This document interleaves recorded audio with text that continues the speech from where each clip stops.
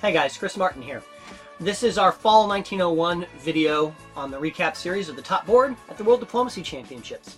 At the end of spring 1901, the map looked like this.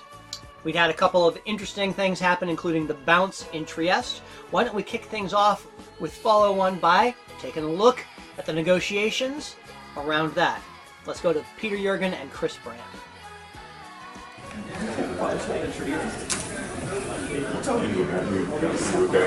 I did, yeah. It's alright. Okay. We just didn't negotiate you going into this? No, we didn't, because you were talking to Goffrey. I know, like... I was going to tell you. Yeah, that's fine.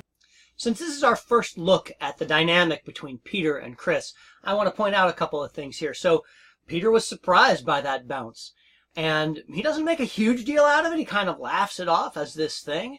But Chris was making a point that he didn't feel like maybe he got as much attention as he should have in spring 1901. So keep an eye on this dynamic as it builds between Peter and Chris. It's going to be very important over the course of the game. What are you getting out of the West right now? I think Barnes maybe putting on a little bit of a show for us and actually working with. It's possible.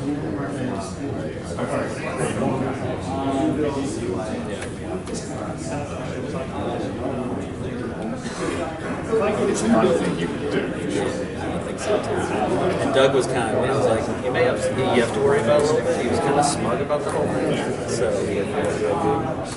I don't think he's worried about the EF. There's still really being a strong copy up there.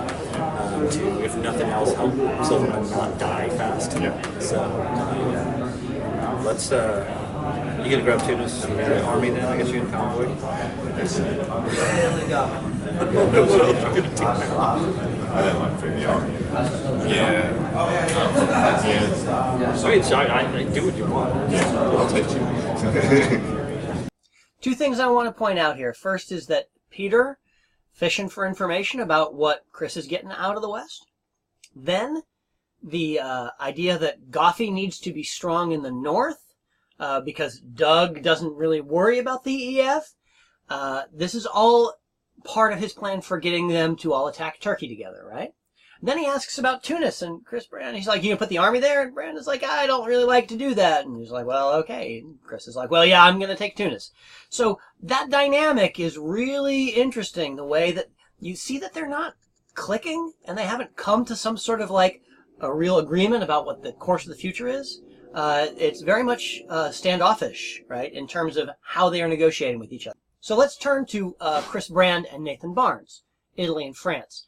This negotiation is a little hard to hear. I include it mostly so that you can see some of the body language and how they are interacting with each other.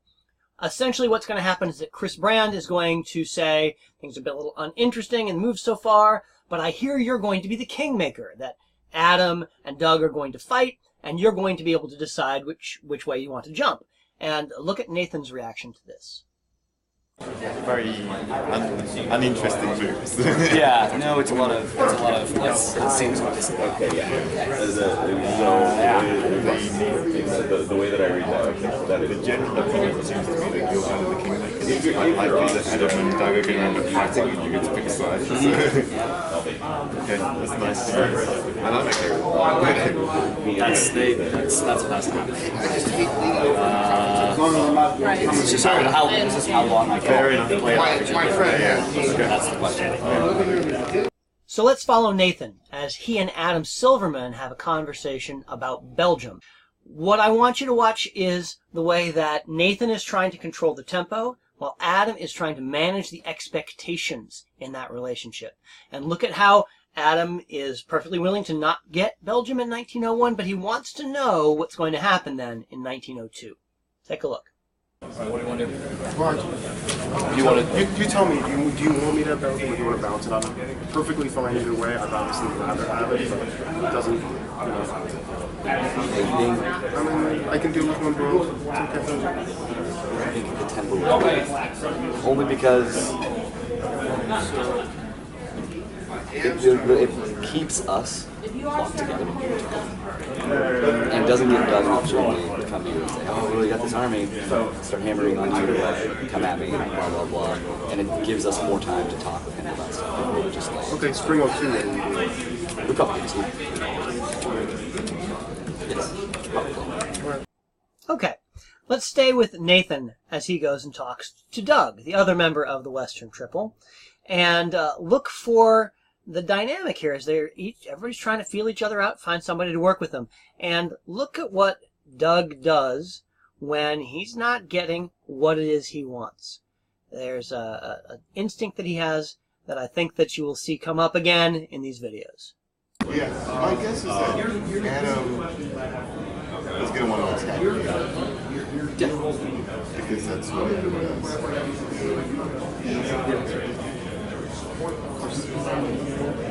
You're also playing Germany.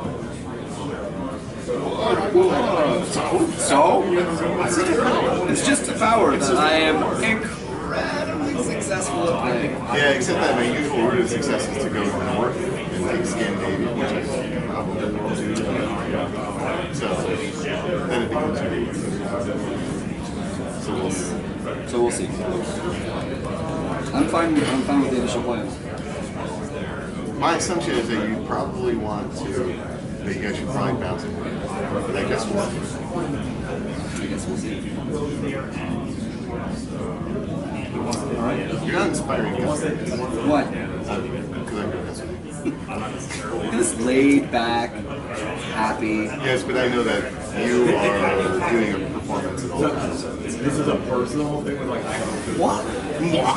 I'm not, I'm a very honest, transparent individual. So you saw two things there. You saw Doug suggesting that, Adam was probably going to attack him because that's what he does. And this is what happens when you bring players who've had a lot of games with each other together in a situation like this. You start to create these narratives. And you saw how in Spring 01, Peter started to feed Doug some of that narrative.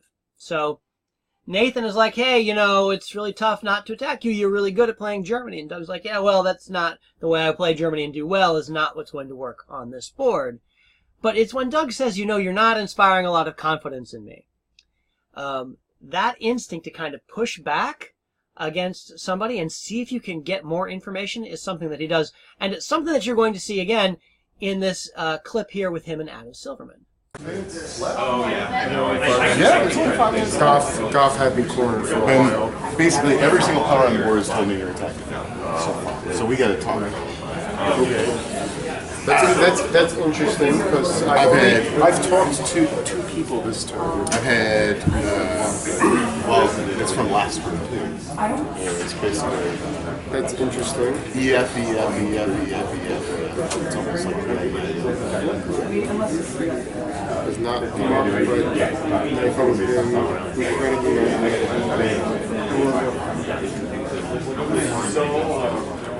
So what's Doug doing here, right? He says to Adam, hey, look, everybody on the rest of the board tells me that you're attacking me. EF. This is what I hear. And I think that what Doug is doing is he's trying to find a reaction. Like, either yeah, absolutely no, of course not. That's crazy talk. Or, oh, wow, people are telling you that? Or a nervousness. But I think what Adam does really well is say, look, I've been talking to other people. Maybe people are telling you that, but that's not the case. I haven't made any decision yet. It's a really interesting negotiation strategy from Doug, though. I mean, I don't feel like I'm in a position to drive it. If you want to play North, we can play North. If you want to go against Nathan, we can do that. Or if we're going to kind of dance in a position for a while, we can do that too. I don't feel like I'm in a position to drive anything. And here's Adam's pitch. I don't feel like I'm in a position to drive. What do you want to do, Doug? Do you want to go attack Nathan? Do you want to play in the North? Do we want to just dance around for a little bit? I can do any of those things, but I'm not in a position to drive. Which is interesting.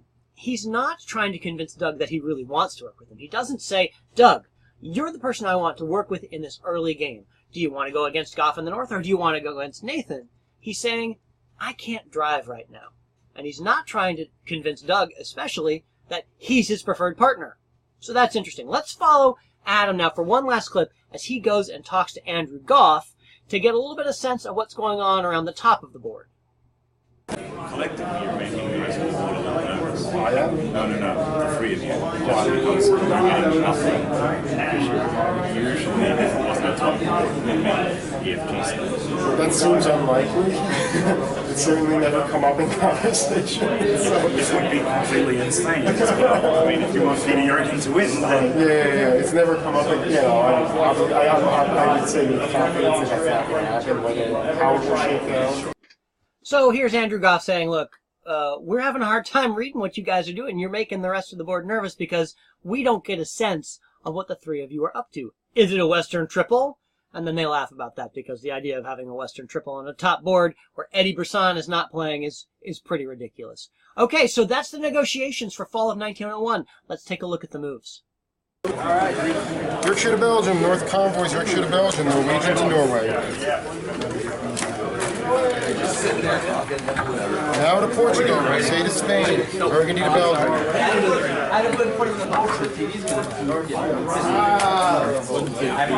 Goff to Sweden, Warsaw to Ukraine, Sev to Black, Ukraine to Rum. Vienna to Trieste, Serbia supports Albania to Greece, Albania to Greece.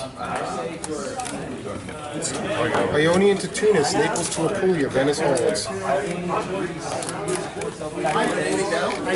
Kiel to Holland, Ruhr supports Kiel to Holland, Denmark to Spain. Bull supports Ukraine to Romania, Pond supports Venice to Trieste, Enk to Black. You're an ass. It was legal to write. It's better than home. I'm gonna tell my wife if you're mean to me. So there you have the moves, and almost everything that you would expect based on the negotiations. Two things I want to point out. One, Germany. How does he get to Kiel to Holland, supported by Ruhr, rather than covering Munich or trying to influence Belgium? That's the first thing. The second thing is the Italian taking Tunis with the fleet and sending his army from Naples to Apulia. The thing that everybody's laughing about is Dave Milewski wrote a false support for the Order of Venice to Trieste again. And with that, we get builds. So let's take a look at those. Might we have a yellow and a green fleet? Army in the middle for Russia. Oh, you're terrible at diplomacy links. That's right. Fleet and an army for France. Fleet Brest, Army Paris. We have a fleet in Smyrna for Turkey, a fleet in Naples for Italy, a fleet in London, two new armies for Austria, and Germany waved two. No. Army Berlin, Fleet Kiel. All right, go. Okay, so here is the board that they were looking at as they were deciding on their builds. Take a quick second to see where everything is. Belgium being the only notable neutral. Okay, and here are the builds that they chose to put down. England and France each now have an extra fleet on the channel. France has another army in the middle. Germany puts his fleet in Kiel and his army in Berlin. And look at Munich. I put a little red circle there to pay attention to it, because Munich is now empty again, with Burgundy sitting right next to it. What message is Doug trying to send with that, putting that army in Berlin? Russia and Austria both take two armies. Italy and Turkey both take two fleets. It's going to be a very interesting spring 1902, and I look forward to seeing you there.